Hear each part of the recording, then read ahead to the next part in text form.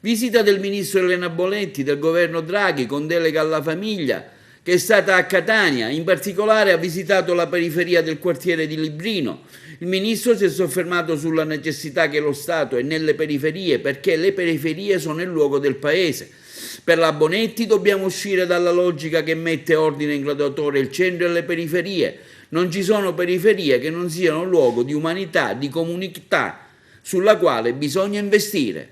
Siamo in un luogo simbolo di Catania, un luogo che testimonia anche però la possibilità di ricostruire speranza, comunità, prospettive a partire dall'educazione, a partire dai più piccoli, a partire dai sostegni alle famiglie e a tutto il tessuto educativo. Su questo l'alleanza tra le istituzioni, il mondo del terzo settore, la realtà della città che qui è rappresentata è fondamentale. Su questo credo che sempre di più, come sta facendo il governo, si debba investire. Senta, invece Catania anche negli ultimi giorni è stata al centro delle televisioni, insomma, dell'attenzione, anche perché ci sono stati 2 femminicidi.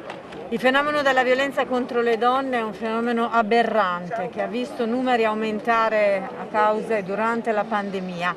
È un fenomeno che va sradicato, ripudiato. Le strade sono segnate, sono tracciate, la strategia nazionale di contrasto alla violenza maschile contro le donne le individua chiaramente, su questo siamo impegnati.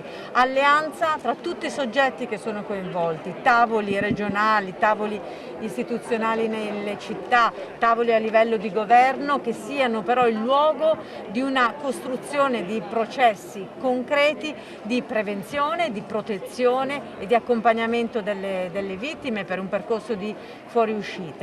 È chiaro che serve il contributo di tutti, dagli enti locali alle forze dell'ordine, il mondo della sanità, vanno sostenuti con convinzione, questa è la mia intenzione, di rendere strutturale il finanziamento per la rete dei centri antiviolenza e delle case rifugio.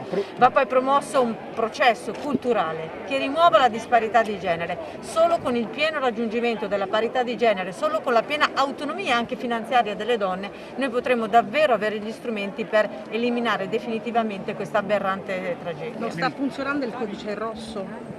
Il codice rosso non si misura diciamo, sul tema dell'effettivo poi avvenimento di delitti. Il codice rosso tocca una parte che è quella della presa in carico, che è quella penale, c'è poi un tema di prevenzione che va messo in campo.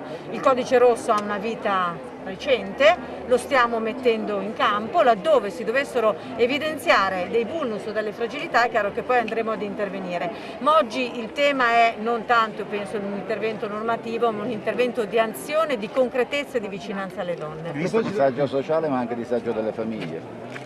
Il disagio sociale è il disagio delle famiglie, di contro mi permetto anche di ricordare quanto le famiglie nella loro fatica hanno dimostrato essere anche luogo di resilienza. Noi stiamo investendo nelle famiglie non tanto per dare dei sussidi o dell'assistenza, per promuovere autonomia, per promuovere progettualità. Primo tra tutti lo strumento straordinario, storico dell'assegno unico universale, che ha iniziato a entrare nelle famiglie del nostro paese. Abbiamo aumentato del 50% le risorse destinate alle politiche familiari, da gennaio diventerà in una forma strutturale.